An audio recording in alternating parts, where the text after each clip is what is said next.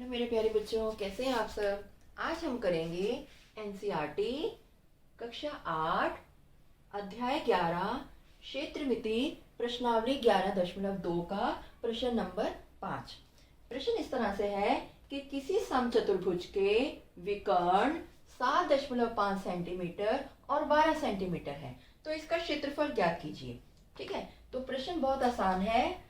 एक समचतुर्भुज है और आप जानते हैं समचतुर्भुज का अर्थ है एक ऐसा चतुर्भुज जिसकी सभी भुजाएं बराबर हों। तो हम एक समचतुर्भुज बना देते हैं। ये एक समचतुर्भुज है, इसकी ये सभी भुजाएं बराबर हैं। और इसके अगर हम विकर्ण की बात करें तो विकर्ण होते हैं जो आमने सामने के शीर्षों को मिलाकर बनाया गया। ये है विकर्ण, मान लीजिए D1, और ये है विकर्ण दूसरा, मान लीजिए D2। ठीक है, तो यदि इस तरह का प्रश्न है तो समचतुर्भुज, ऐसे समचतुर्भुज का क्षेत्रफल निकालने के लिए हमारे पास एक सूत्र है। समचतुर्भुज का यहाँ पर क्षेत्रफल होगा 1/2 गुना पहला विकर्ण गुना दूसरा विकर्ण। तो ये आपको सूत्र याद करना है। अगर आपको ये सूत्र आता है तो आप बहुत आसानी से दिए गए प्रश्न का उत्तर निकाल सकते हैं, क्योंकि यहाँ पर एक विकर्ण D1 है 7.5 सेंटीमीटर और दूसरा विकर्ण D2 है 12 सेंटीमीटर। ठीक है, तो जो हमें समचतुर्भुज दिया गया है उसका क्षेत्रफल होगा, हम लिखेंगे कि ये जो समचतुर्भुज है, समचतुर्भुज का क्षेत्रफल, पहले हम सूत्र लिखते हैं 1/2 गुना D1 गुना D2, और अब हम इसमें इनका मान लगाते हैं, यानी कि 7.5 गुना 12 वर्ग सेंटीमीटर। ठीक है, तो अब हम इसको कैलकुलेट करेंगे। पहले 2 से इसको काट देते हैं, ये हो गया 6। अब बचा क्या, 7.5 गुना 6 वर्ग सेंटीमीटर। गुना करेंगे 30, 3 आ गया, 42 और 3 45। तो उत्तर आया इस समचतुर्भुज का क्षेत्रफल है 45 वर्ग सेंटीमीटर। तो इस प्रश्न के लिए आपको सूत्र पता होना बहुत जरूरी है, और सूत्र है, ये एक समचतुर्भुज है जिसकी चारों भुजाएं बराबर हैं। ये इसके 2 विकर्ण हैं D1 और D2, तो क्षेत्रफल बनता है 1/2 पहला विकर्ण गुना में दूसरा विकर्ण।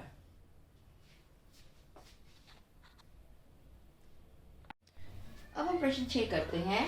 प्रश्न 6 है, एक समचतुर्भुज का क्षेत्रफल ज्ञात कीजिए जिसकी भुजा 6 और शीर्ष लंब 4 है। तो देखिए, अगर ये मेरा एक समचतुर्भुज आ गया, यहाँ पे देखिए ये मेरा समचतुर्भुज है। ठीक है, सारी भुजाएं बराबर हैं और इसमें इसकी जो ये सभी भुजाएं बराबर है तो सभी 6-6 सेंटीमीटर की होगी। और इसका जो शीर्ष लंब है, शीर्ष लंब मानिए मैं यहाँ से लेकर यहाँ पर एक शीर्ष लंब बना रही हूँ। ठीक है, और ये है 4 सेंटीमीटर, ये 4 सेंटीमीटर है। तो इसका हमें इन दोनों चीजों से हम इसी समचतुर्भुज का क्षेत्रफल निकाल सकते हैं। और फिर हमारे पास 2 सूत्र हैं। एक सूत्र है समलंब का क्षेत्रफल, जब हमें ये आधार और इसकी शीर्ष लंबाई, शीर्ष लंब हमें मालूम है तो हम उससे भी क्षेत्रफल निकाल सकते हैं। और दूसरा हम क्षेत्रफल निकाल सकते हैं जो हमने पिछले वाले क्वेश्चन में किया कि 2 विकर्णों से भी क्षेत्रफल निकाला जा सकता है। ठीक है, तो इसी के हमारे पास 2 तरह से क्षेत्रफल निकालने के सूत्र हैं। पहले मैं आपको दोनों सूत्र बता देती हूँ। यहाँ पर ये 6 है और इसका जो यहाँ पर ये शीर्ष लंब है ये 4 है, और इसका ये विकर्ण है ये 8 है। ठीक है, दोनों एक ही आकृति है। अगर इस तरह से दिया गया है जहां हमारे पास यहाँ आधार है 6 सेंटीमीटर और शीर्ष लंब है 4 सेंटीमीटर, और जबकि दूसरी आकृति में ये सब तो है ही है दूसरा, लेकिन हम यहाँ पर हमें विकर्ण की जो लंबाई दी गई है यानी कि D1 वो है 8 सेंटीमीटर, और विकर्ण की दूसरी लंबाई हमें ज्ञात करनी है। दूसरे विकर्ण की लंबाई हमें ज्ञात करनी है। दूसरे विकर्ण की लंबाई तो वो है d2 और वो हमें मालूम नहीं है। लेकिन अगर ये वाला अगर आधार और शीर्षलंब मालूम है तो समलंब का क्षेत्रफल बनता है।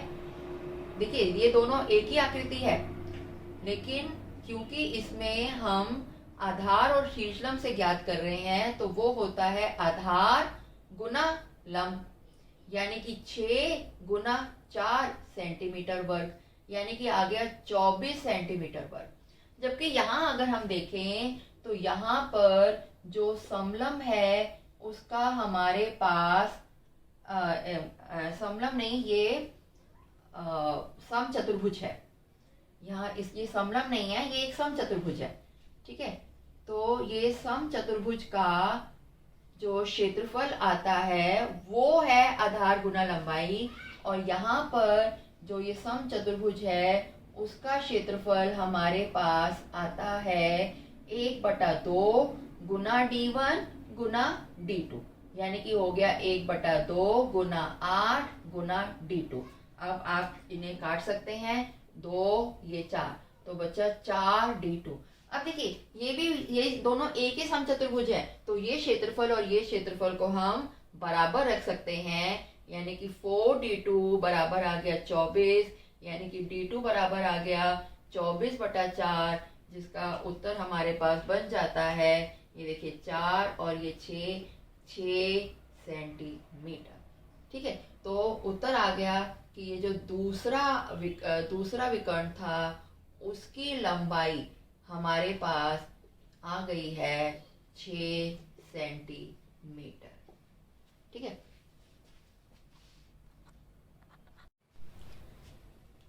प्रश्न 7 करते हैं। किसी भवन के फर्श में समचतुर्भुज के आकार की 3000 टाइलें हैं और इनमें से प्रत्येक का विकर्ण 45 सेंटीमीटर और 30 सेंटीमीटर है। दो विकर्ण हमें यहाँ दिए गए हैं, क्योंकि ये समचतुर्भुज है और दो विकर्ण हमें मालूम हो तो हमें उसका सूत्र पता है, 1/2 गुना d1 गुना d2।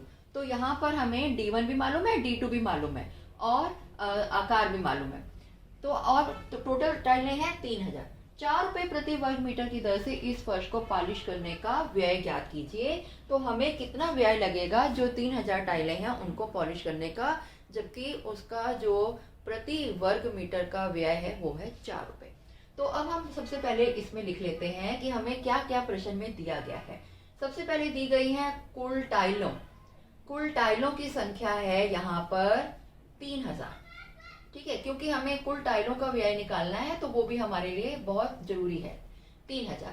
अच्छा, अब क्योंकि ये समचतुर्भुज है तो यहाँ पर पहले विकर्ण की लंबाई, जो पहला हमारा विकर्ण है उसकी लंबाई यानी कि d1, वो कितनी है, वो है यहाँ पर 45 सेंटीमीटर। देखिए बच्चों, यहाँ पर 4 रुपए प्रति वर्ग मीटर है, तो अगर ये हमें जो क्षेत्रफल चाहिए, जब हमें व्यय निकालना है प्रति वर्ग मीटर है, तो हमें क्षेत्रफल भी वर्ग मीटर में मिलना चाहिए, जबकि लंबाई दी गई है सेंटीमीटर में। तो मैं यहीं पर इसे 45/100 करके 0.45, या आप इसको 45/100 भी इस्तेमाल कर सकते हैं, मीटर कर देती हूँ। ठीक है, मैं यहीं पे मीटर बदल देती हूँ, क्योंकि मुझे आगे मीटर में चाहिए, वर्ग मीटर चाहिए क्षेत्रफल, तो मैं मीटर में बदलना शुरू कर देती हूँ, तो उससे मुझे आसानी रहेगी। अब दूसरे विकर्ण की जो लंबाई है वो यानी कि d2, वो दी हुई है 30 सेंटीमीटर। इसको भी मैं मीटर में बदलती हूँ, तो 30/100 मीटर, और मैं इसको 30/100 ही रहने देती हूँ, यहाँ 0.3 लिख सकते हो। मैं इसलिए इसको ऐसा रहने देने चाहती हूँ ताकि आगे मुझे कैलकुलेशन में वापस दशमलव को वापस इसमें बदलना पड़ेगा फ्रैक्शन में, तो कोई फायदा नहीं है, तो मैं ऐसे ही रहने देती हूँ। ठीक है, अब मैं निकालती हूँ जो मेरे पास समचतुर्भुज आकार की टाइल है उसका क्षेत्रफल।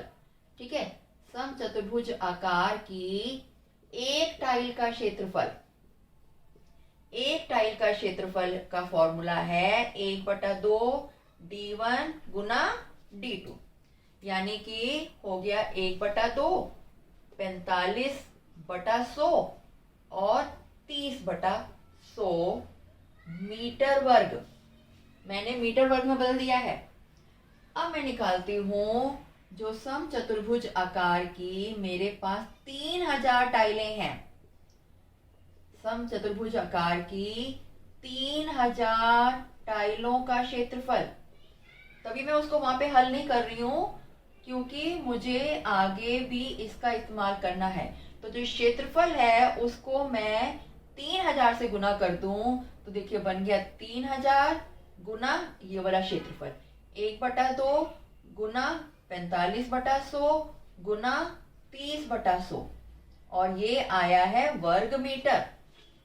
ठीक है, देखिए मैंने यहाँ पर इसीलिए कैलकुलेट नहीं किया ताकि मुझे आगे कैलकुलेशन में कटिंग कर पाऊंगी।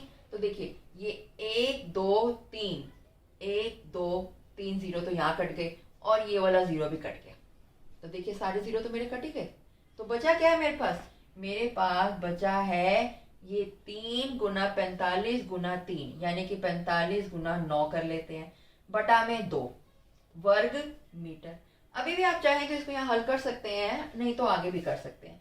तो मैं इसको कर लेती हूँ गुना 45 का 5 4 36 और 4 40 बटा 2 वर्ग मीटर। ठीक है, अब मैं अभी भी मैं इसको पूरा आगे सॉल्व नहीं कर रही हूँ, क्योंकि मुझे 4 से फिर से गुना करना ही है, व्यय निकालने के लिए गुना करना ही है। तो 2 और 4 में कट जाएगा, तो मैं तो अभी फाइनल कैलकुलेशन तभी करेंगे। तो अब मैं निकालती हूँ 4 रुपए या कुल पॉलिश का व्यय 4 रुपए प्रति वर्ग मीटर की दर से। ठीक है, तो ये आएगा जो क्षेत्रफल है 405/2, इसको गुना करेंगे 4 से, और ये अब मेरे बन गए हैं रुपए। ठीक है ना, तो अब मैं देखिए इसे काट सकती हूँ, ये 2 और ये 2 काट दिया, तो उत्तर आया 405 गुना 2, जिसे मैं हल करूं तो आता है 810 रुपए। तो देखिए कितना आसान है, यहाँ पर हमें 3000 टाइलों को पॉलिश करने का 4 रुपए प्रति वर्ग मीटर की दर से व्यय निकालना था, और जो समचतुर्भुज टाइलें हैं उनके हमें विकर्ण दिए गए हैं।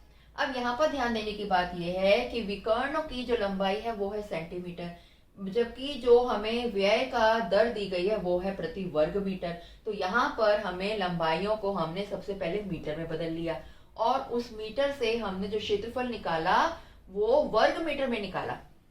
ये एक टाइल का क्षेत्रफल है, 3000 से गुना किया तो 3000 टाइलों का क्षेत्रफल आ गया। 4 रुपए प्रति वर्ग मीटर की दर है, तो क्षेत्रफल को दर से गुना किया तो हमारे पास उत्तर आ गया।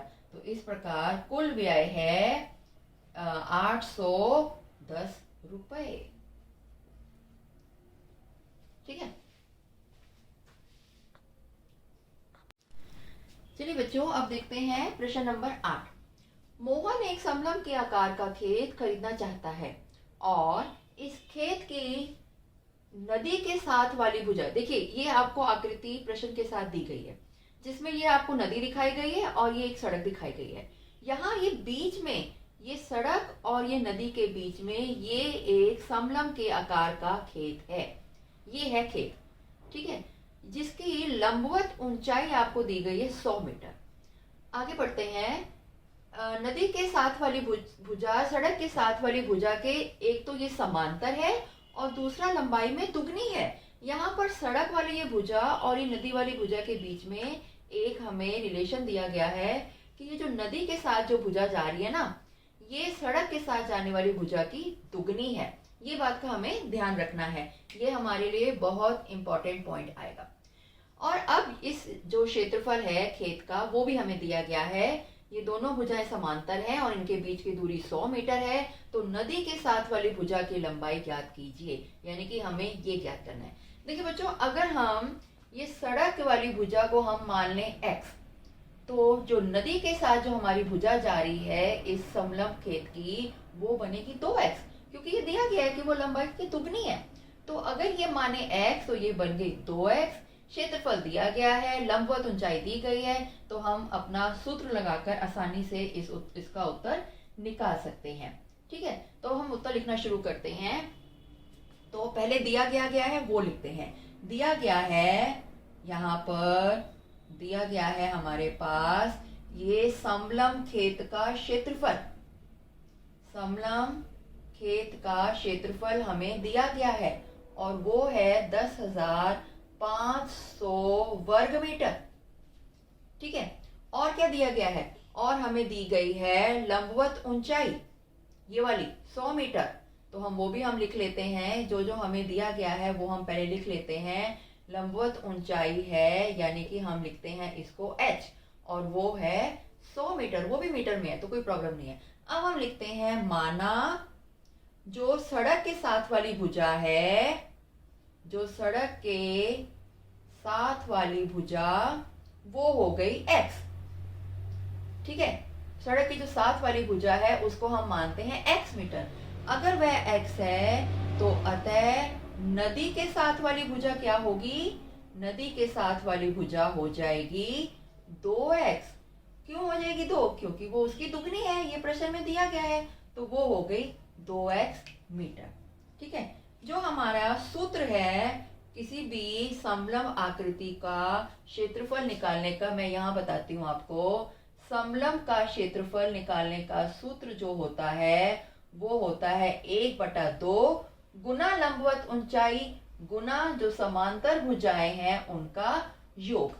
ठीक है, तो हमारे पास अगर हम यहाँ देखें, यहाँ a है हमारे पास, मान लीजिए a है, यहाँ हमने पहले किया होगा ना, तो इसको हम a मानते हैं, ये है 2x, b है हमारा x और h है हमारा 100, और क्षेत्रफल आपको दिया ही है। तो हम सूत्र में लगाते हैं, तो ये हमारे पास बन जाता है समलम खेत का क्षेत्रफल बराबर है 1/2 गुना लंबवत ऊंचाई गुना समांतर भुजाओं का योग। तो ये है 10,500, ये हो गया 1/2, h हो गया 100 और ये हो गया 2x जमा x। यानी कि यहाँ पे आप देखिए 2 0 को 2 0 से यहाँ पर काट भी सकते हैं, सीधा यहीं पे मैं इनको काट देती हूँ, यहाँ से ये दोनों कट गई, तो मेरे पास बच गया 105 और ये 2 उधर चला गया और ये आ गया कितना 2x और x 3x। ठीक है, अब देखिए इसको गुना कर देते हैं, यहाँ 105 गुना 2 और ये 3 नीचे आ गया तो ये आ गया x। इसे काटते हैं 3 और ये आ गया 3 और 5 15, 35 गुना 2 हो गया 70, तो x आ गया 70। लेकिन x तो वह भुजा है जो सड़क के साथ जा रही है, हमें तो निकालनी है नदी के साथ वाली भुजा की लंबाई। तो नदी के साथ वाली भुजा की लंबाई है, नदी के साथ वाली भुजा की लंबाई वो है हमारे पास 2x, यानी कि 2 गुना 70 यानी कि 140 मीटर।